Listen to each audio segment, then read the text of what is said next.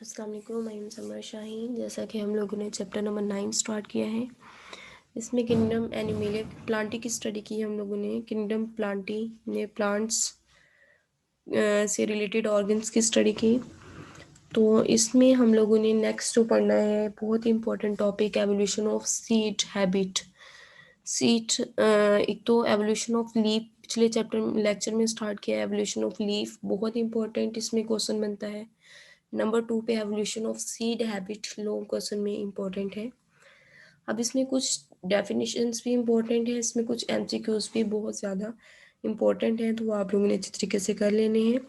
सबसे पहले evolution of seed habit में क्या है, सीड डेवलपमेंट क्या करती है, सिग्निफिकेंट इवेंट है लैंड प्लांट में। लैंड प्लांट ने की जो मेन अडेप्टेशन है इनमें सीड की डेवलपमेंट है, जिसमें जितने ज़्यादा सीड्स प्रोड्यूस होंगे वो प्लांट उतना ही सक्सेसफुली सर्वाइव करता है लैंड के ऊपर।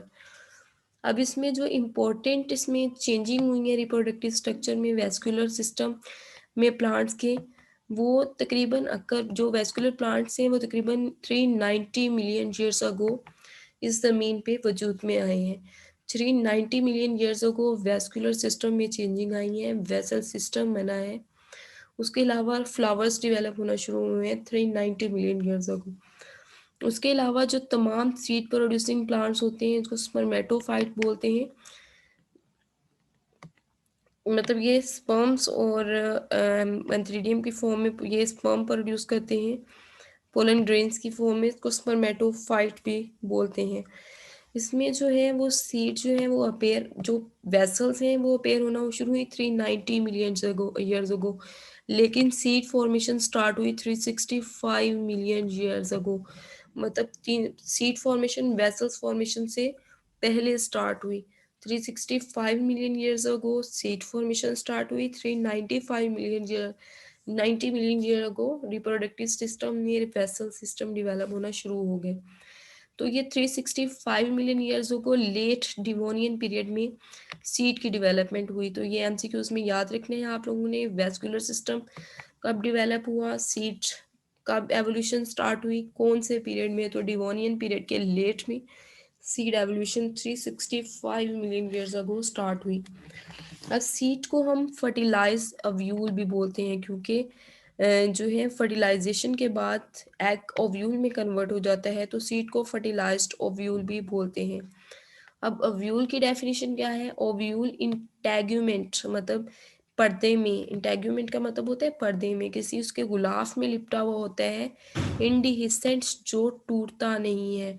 मेगास्पोरेंजियम, मेगास्पोरेंजियम उस स्ट्रक्चर को बोलते हैं जो फीमेल के अंदर मौजूद होगा, जो कि मेगास्पोर को कैरी करता है। अब मेगास्पोर ओव्यूल में कन्वर्ट हो जाता है।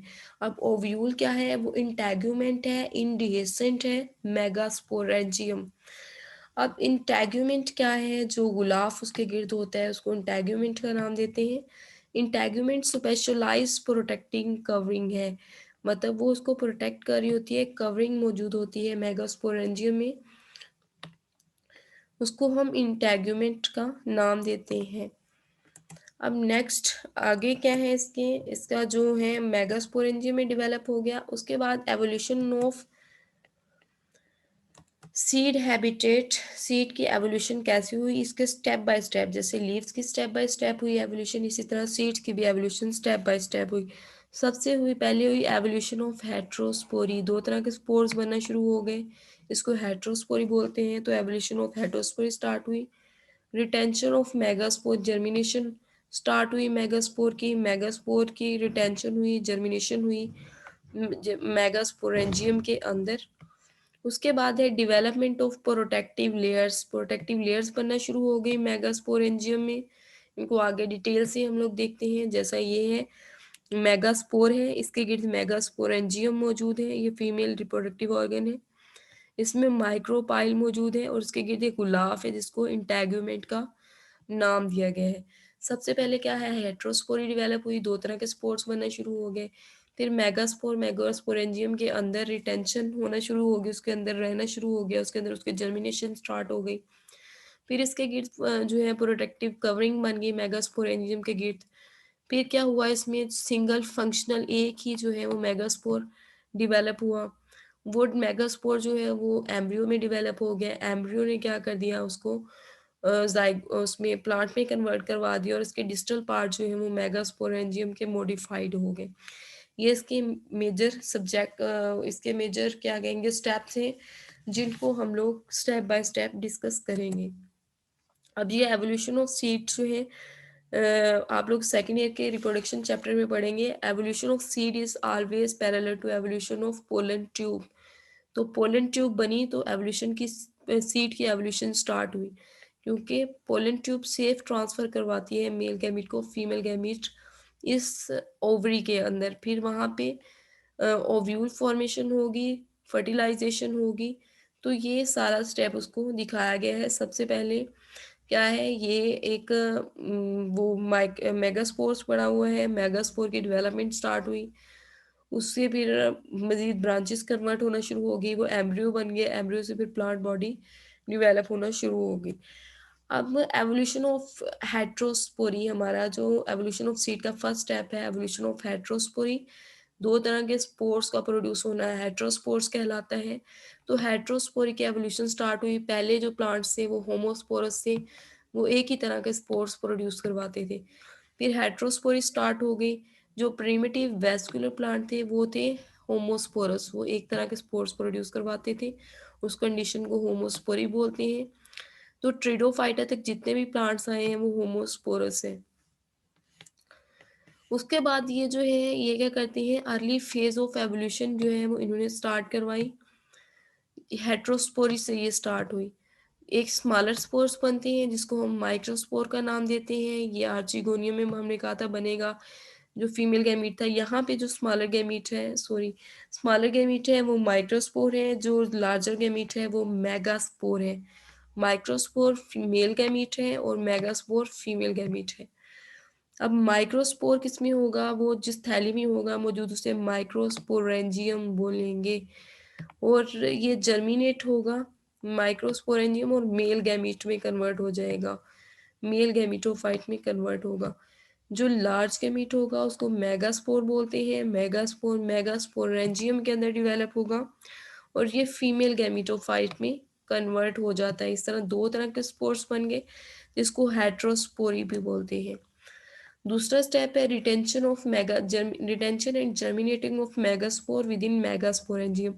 मतलब मेगास्पोर मेगास्पोरेंजियम के अंदर रहेगा और वहीं पे डिवेलप होगा। अब सम प्लांट में megaspore was not allowed to escape. कुछ प्लांट होते हैं उसमें मेगास्पोर बाहर गिर जाएगा, कुछ में मेगास्पोर में वो प्लांट परमिशन नहीं देता कि मेगास्पोर बाहर जाए, तो मेगास्पोर उसके अंदर से बाहर नहीं जा सकेगा। तो मेगास्पोर क्या होगा, मेगास्पोर एंजियम से बनने के इमीडिएटली वहां से रिलीज नहीं होगा, वो मेगास्पोर एंजियम के अंदर ही रहेगा। तो in some plant megaspore permanently was retained in within the megasporangium. कुछ प्लांट्स में तो थोड़े अरसे के लिए मेगास्पोरेंजियम के अंदर रहेगा, कुछ प्लांट में वो मुकम्मल परमानेंटली वो आर्चिगोनियम के अंदर ही रहना शुरू कर देता है, सॉरी मेगास्पोरेंजियम के अंदर ही रहना शुरू कर देता है। और ये मेगास्पोरेंजियम जो है is the megaspore germinate to form egg certain female gametophyte. ये क्या करते हैं मेगास्पोर फीमेल गैमेटोफाइट में डिवेलप हो जाते हैं, जैसा कि माइक्रोस्पोर मेल गैमेटोफाइट में डिवेलप होते हैं। तो कुछ प्लांट हैं जिसमें मेगास्पोर मेगास्पोरेंजियम से बाहर गिर जाते हैं, कुछ में कुछ अरसा रहते हैं उसके बाद वो बाहर निकलते हैं, और कुछ में वो परमानेंटली मेगास्पोरेंजियम के अंदर ही रहते हैं। उसके बाद है development of protective layering about around the megasporangium.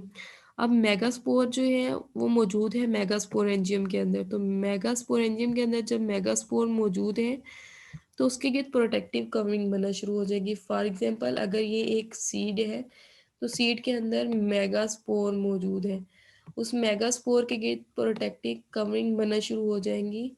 वो कवरिंग क्या करवाएंगी, प्रोटेक्ट करती है मेगास्पोर को।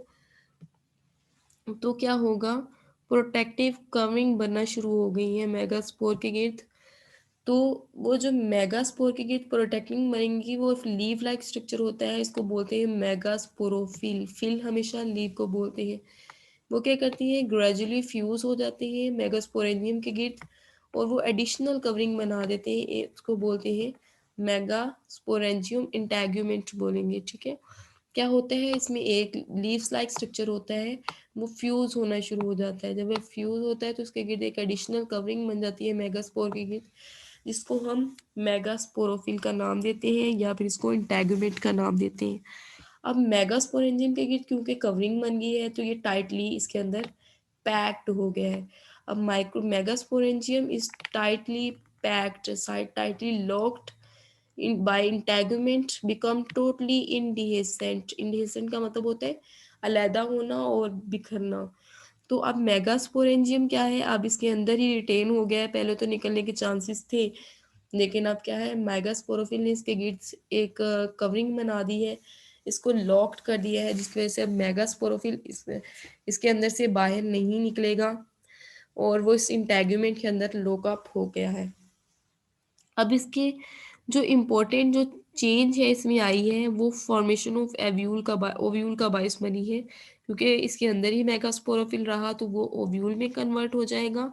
अब ओव्यूल की डेफिनेशन क्या है, ओव्यूल नथिंग, बस क्या है, इंटेगुमेंट इन दी हिसेंट माइग्रो मेगास्पोरेंजियम, मतलब ये इसकी कोई ख़ास चीज़ नहीं है। इसके गिर्द क्या है, मेगास्पोरोफिल ने आके इंडिहिसेंट कवरिंग बना दी है, इंटेगुमेंट बना दिया है मेगास्पोरेंजियम ने के गिर्द, तो इसको हम ओव्यूल का नाम देते हैं। ये टर्म आप लोगों ने याद रखनी है। इसमें क्या होता है, जो more protection according to egg containing apparatus to the terrestrial environment, क्या करता है कि टेरेस्ट्रियल इन्वायरमेंट में एग को बहुत ज़्यादा प्रोटेक्शन प्रोवाइड करता है। फर्स्ट ऑफ ऑल मेगास्पोर मौजूद होता है मेगास्पोरेंजियम के अंदर, उसके गिर्द मौजूद होती है एम्ब्रियो सैक, उसके गिर्द फिर होगा मेगास्पोरोफिल इंटेगुमेंट बना देता है। जब इंटेगुमेंट बन जाता है इंडिहिसेंट, तो इसको हम ओव्यूल का नाम देते हैं। उसके बाद नेक्स्ट है reduction of single functional megaspore. अब जो मेगास्पोरेंजियम है उसके अंदर चार फॉर एग्जांपल मेगास्पोर्स पड़े हुए हैं, वो चार मेगास्पोर्स जो हैं, चार होंगे पांच होंगे मेगास्पोर्स मौजूद हैं। अब नेक्स्ट जो स्टेप होगा, मेगास्पोर अब मौजूद है उसमें से सारे मेगास्पोर एबॉर्ड हो जाएंगे, सिर्फ एक मेगास्पोर सरवाइव करेगा, क्योंकि जितने ज़्यादा मेगास्पोर होंगे उनको न्यूट्रिएंट्स के लिए वो कंपटीशन में आ जाएंगे। जब वो कंपटीशन में आएंगे तो सबको जो है वो खतरा होगा, तो क्या होगा, सारे के सारे अबॉर्ट हो जाएंगे, सिर्फ जो वो ही सरवाइव करेगा जो नेचुरली फिट होगा, वो मेगास्पोर यहाँ पे सरवाइव करेगा और एवोल्यूशन का बायस बनेगा। तो जैसा कि हम कहते हैं, एक क्लास में या एक ग्रुप में चार लड़कियां हैं तो उनकी आपस में लड़ाई ज़्यादा होती है, उसकी वजह से क्या होगा, क्लास का माहौल ख़राब होना शुरू हो जाएगा। लेकिन अगर या फिर एक घर में अगर चार भाई मिल के रह रहे हैं तो उनके आपस में अगर रोज़ लड़ाइयाँ होती हैं तो घर का माहौल जो है वो वीक होना शुरू हो जाता है। लेकिन अगर उनमें से तीन को घर से अलहदा उनको घर बना दिया जाए और एक को अलहदा इस घर में रख दिया जाए, तो उससे क्या होगा, उसका जो फैमिली सिस्टम है वो स्ट्रांग होगा। इसी तरह ये मेगास्पोरेंजियम में भी ऐसा ही होता है, जो चार पांच मेगास्पोर बने हैं उसमें से सारे अबॉर्ट हो जाएंगे, सिर्फ एक मेगास्पोर रहेगा, वो ही उसके अंदर ग्रो करेगा। फॉर एग्जांपल ये मेगास्पोरेंजियम है, इसके अंदर एक मेगास्पोर ग्रो करेगा। तो अगला स्टेप है reduction to the single functional megaspore per megasporangium. Per megasporangium मतलब एक मेगास्पोरेंजियम में सिर्फ एक मेगास्पोर ग्रो करना करेगा। अब मेगास्पोर मदर सेल्स जो हैं वो प्रोड्यूस होते हैं म्योसिस के थ्रू। म्योसिस होगी, चार या पांच मेगास्पोरेंजियम के अंदर प्रोड्यूस हो जाते हैं। जो फोर मेगास्पोरेंजियम अगर प्रोड्यूस होते हैं फीमेल गैमेटोफाइट में, वो फोर कन्वर्ट हो जाएंगे। अब जो अर्ली वेस्कुलर प्लांट्स हैं उन्होंने अडेप्ट किए हुए हैं कुछ strategies to escape the competition. अब जब ये चार मेगास्पोर मौजूद हैं तो उनमें फूड के लिए कंपटीशन होगा, उनमें स्पेस के लिए कंपटीशन होगा। तो जो फोर फीमेल गैमेटोफाइट है उनमें से सिर्फ एक मेगास्पोर जो है वो सिलेक्ट किया जाएगा, जो इन्वायरमेंटली फिट होगा, जिसका जेनेटिक मेकअप फिक्स होगा, फिट होगा, वो मेगास्पोर जर्मिनेट करेगा, वो नेक्स्ट ग्रो करेगा, उसको सिलेक्ट कर लिया जाएगा। बाकी जो है वो फर्दर डेवलपमेंट होगी उसकी, और बाकी जो गैमेटोफाइट थ्री बचे हैं, मेगास्पोर्स बचे हैं, वो एबॉर्टेड हो जाएंगे, वो फिनिश्ड हो जाएंगे, सिर्फ एक मेगास्पोर ग्रो करेगा। क्यों? क्योंकि कंपटीशन फूड के लिए और स्पेस के लिए बढ़ जाएगा, जिसकी वजह से सिर्फ वही मेगास्पोर ग्रो करेगा जो सबसे ज़्यादा इन्वायरमेंटली फिट होगा। उसके बाद है development of embryo sac within the megasporangium. Megasporangium के अंदर एम्ब्रियो सैक बनना शुरू हो जाएगी। एम्ब्रियो सैक में क्या होता है, सिंगल हेल्दी मेगास्पोर जो है वो ज़ाहिर है बाकी अबॉर्ट हो गए, सिर्फ एक रह गया है। तो एक मेगास्पोर जो है वो रिटेन करेगा, मेगास्पोरेंजियम के अंदर ही रहेगा, और वो फिर जर्मिनेट हो जाएगा, वो एग में कन्वर्ट हो जाएगा। और एग जो है वो फीमेल गैमिटोफाइट है। जो megasporangium germinate to form egg containing female gametophyte. तो एग कंटेनिंग फीमेल गैमिटोफाइट जिसमें मौजूद होगा उसको एम्ब्रियो सैक का नाम देंगे।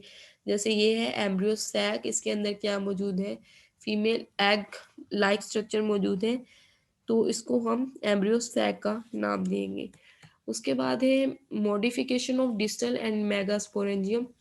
अब जो नेक्स्ट स्टेप है इसमें क्या होता है, स्ट्रक्चरल और फंक्शनल चेंजेस आती हैं उस मेगास्पोरेंजियम में, जिसके अंदर मेगास्पोर मौजूद है, जो कि सीड हैबिट के लिए की डेवलपमेंट का बायस बनती है। इसमें क्या होता है, मॉडिफिकेशन टेक प्लेस होती है मेगास्पोरेंजियम में। अब जो इंटेगुमेंट जो है indehiscent permanently attach to the sporophyte, ये स्पेरोफाइट के साथ अटैच हो जाता है। Distal end of megasporangium become modified for male capturing pollen.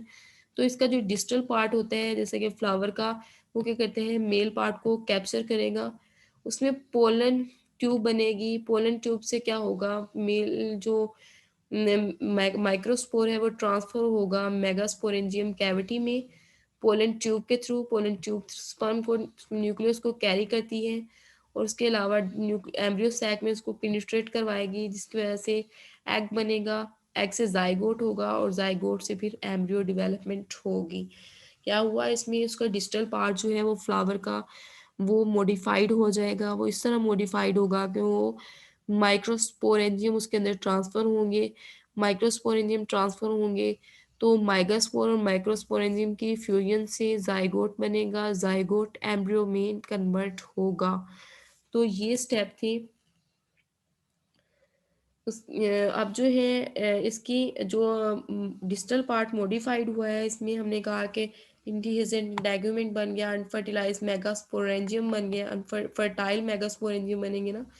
Fertile वो जो मतलब मेगास्पोरेंजियम वो स्ट्रक्चर है जिसके अंदर मेगास्पोर्स मौजूद होंगे।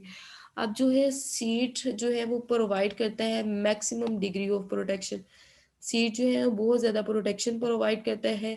उसके अलावा प्लांट्स को अनफेवरेबल कंडीशन में सर्वाइव करवाते हैं। फॉर एग्जांपल अगर किसी जंगल में आग लग जाती है तो सारे का सारा जंगल आग की लिपट में आके ख़त्म हो जाते हैं। तो इतने साल पुराना अगर वो कोई जंगल है तो उसके बीज जो है वो ज़मीन के अंदर हर साल गिरते हैं, वो ज़मीन के अंदर बरीड होते रहते हैं। अगर उन्हें फेवरेबल कंडीशन मिलती है तो वो ग्रो करते हैं, अगर फेवरेबल कंडीशन नहीं मिलती तो वो ग्रो नहीं करते। फॉर एग्जांपल जंगल में आग लग जाए और सारे का सारा फॉरेस्ट जो है वो ख़त्म हो जाए, तो फिर कभी जब बारिश होगी तो ज़मीन के अंदर जो सीड्स हैं वो ग्रो करना शुरू कर देते हैं। तो ये सीड्स क्या करती हैं, ये मैक्सिमम डिग्री ऑफ प्रोटेक्शन भी प्रोवाइड करती हैं, और अनफेवरेबल कंडीशन में भी ये ग्रो कर जाते हैं।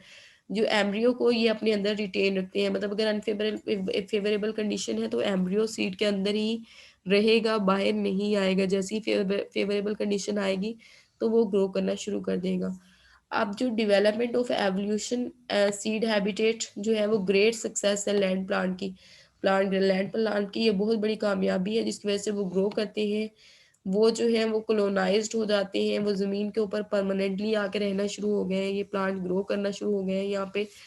तो ये क्या है, इसकी इम्पोर्टेंट अडेप्टेशन है। हमने इसके मेजर स्टेप पढ़े, कैसे सीड की एवोल्यूशन हुई, सीड की कब एवोल्यूशन हुई, पोलन ट्यूब की कब एवोल्यूशन हुई, सीड के जो मेजर स्टेप्स हैं उनको अच्छी तरीके से आप लोगों ने कर लेना है।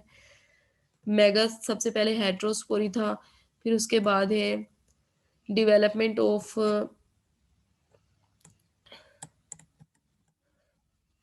हेट्रोस्पोरी है, फिर उसके बाद डेवलपमेंट ऑफ मेगास्पोरेंजियम है, फिर प्रोटेक्टिव कवरिंग ऑफ मेगास्पोरेंजियम है, फिर retention of germination of single functional megaspores, फिर उसके बाद प्रोटेक्टिव लेयर है, मेगास्पोरेंजियम की डेवलपमेंट होगी, फिर single functional megaspore per megasporangium. अगला स्टेप है एम्ब्रियो सैक फॉर्मेशन है और modification of the distal megasporangium.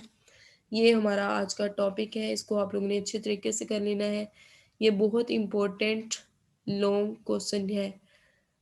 के जी, अल्लाह हाफिज़।